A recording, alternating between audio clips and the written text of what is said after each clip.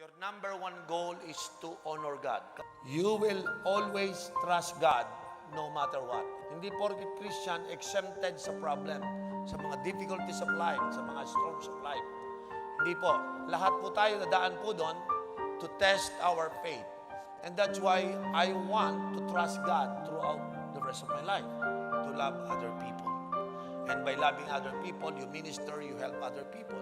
So ito po yung tatlong bagay na kapag kayo po ay na-born again, naging Christian kayo, you learn how to honor God, you learn how to trust God, and you learn how to love other people. Maraming Christian, tingnan niyo po itong mabuti, I will start from this. Maraming Christian, kayang magsimula, pero hindi kayang magpatuloy. Kaya mo ba itong gawin? Yung 70 years ka, puro ka simula, wala kang tinapos. Ha? Imagine mo, na-save ka kay Lord, tapos puro ka lang salvation. Hindi mo natutunan kung ano ang dapat mangyari after na ako ay masave. Kaya kasi sinave ni Lord para makapag-serve ka. Yun ang katotohanan niya. Kasi nung nakaranas sila ng kaligtasan kay Kristo, tumigil lang doon.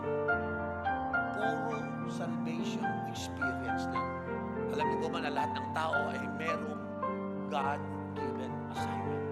Lahat kayo may assignment. Lagyan mo nga bro kapatid yung Proverbs 17, sabi niya, evil will never leave the house of one who pays back evil for good. Ang ibig sabihin po niyan, dahil ginawang kita ng mabuti, ginantihan mo ako ng masama. Evil will never leave your house. Ano ang ginagawa mo? Di ba? Kaya nga sabi ko, hindi ka nagbabasa ng Bible. Hindi mo naintindihan how life works. Pag sinabi mong bagong buhay, isang buhay na naglilingkod. Kaya nga sabi ko, you have to give glory to God. Wala akong time kasi sa ganyan. Busy ako, may trabaho ako. Well, tinan mo, binabalik mo sa Diyos. Paano ko makakaganyan? Kasi alam mo, may trabaho ako, may anak ako, may asawa ako. Well, it's up to you kung ganyan ang mindset mo. Hindi makapaglingkod yung iba kasi kulang sa spiritual maturity. The day you are saved, get ready to serve. Kaya lang po, pag magse-serve kayo, dapat may spiritual growth. Sabi po ng Bible, therefore, sabi niya, let us move beyond the elementary teaching about Christ and be taken forward to what? To maturity. Sabi niya, no? Naiwanan na daw natin yung basic, yung pang-salvation lagi. Naligtas na, na-save na, imbis na nag-mature, bumalik lang ulit. So, repent na naman siya. Simula na naman. Dapat lumaalis ka na sa kasalanan, bumabalik ka lang ulit. Tapos, balik ka na naman sa pagsisisi. Paulit-ulit na lang. Ligtas, sisi, kasalanan. Parang naligtas, nagkasala, bumalik. Naligtas. Teka mo na, pag wala kang heart to serve God, hindi mo iiwanan yung mga luma niyong kasalanan. Nung kayo'y niligtas ng Panginoon, nag-repent kayo ng kasalanan, be sure na huwag nyo nang muling babalikan yung mga pinagsisisihan mong kasalanan kasi babalik ka ulit sa umpisa. At pag bumalik ka na naman sa umpisa, tanong, kailan ka maglilingkod? Eh kung yung kasalanan mo pa lang, hindi mo na maayos. Para kang aso, na sinuka mo na, eh kinain mo pa ulit. Para kang baboy daw, sabi ng Bible, na pinaliguan, pero bumalik lang sa putikan. Hindi pwede ganon. Kapag na-save ka, ang number one goal mo is spiritual maturity.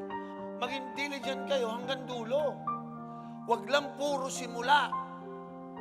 Pag nakakilala ka, na-save ka, nag-start ka ng spiritual life mo, dapat magtuloy till the very end. And then sabi niya, so that what you hope for may be full realized. Ano yung mga signs na meron na tayong nadidevelop na po yung ating maturity? Number one, you must be eager to hear, to learn, and to grow spiritually. Yung bang willing kang makinig? Ha? Willing kang matuto. At willing kang lumago spiritually. Sabi ng Bible, ang unang number one sign na may pag-asa kang mag-serve kay Lord kung marunong kang makinig at matuto.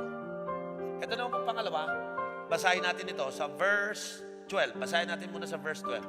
Sa verse 12, sabi niya, in fact, though by this time you ought to be teacher. O, ano yung mark na meron ka ng maturity o nag-grow ka? Yan po yun.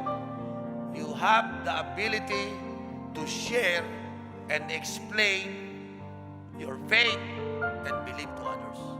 Matututo kayo na magkaroon ng ability to share. Ability to explain what you believe. Ha? Kung ano yung pananampalataya mo, kaya mong ipaliwanag. Sa number 3 po, okay, he or she practice and obey God's word and truth. Ito po yung pangatlo. This time, hindi lamang po siya nag-aaral, hindi lamang po siya nagbabasa, nakikinig, pero ito, nagpa-practice nung kanyang nadidinig. Mga sign ng maturity, ng spiritual growth, may practice sa kanyang nadidinig. Nag-o-obey sa kanyang nadidinig. Ang pangapat po, okay, he or she recognize truth and errors. Alam niyo, ang isang mahalagang bagay na matutunan natin is yung ma-recognize mo yung mali at tama. Kasi ang mga mature people, pag nagmamature ka na, hindi ka na basta-basta nabobola. Sino rito yung mga bagong Christian? Huwag kayo magpapaloko sa errors. Minsan ang mga tao gagamitin yung versikulo para lokohin kayo. Kaya nga, pag nagmamature ka, nare-recognize mo.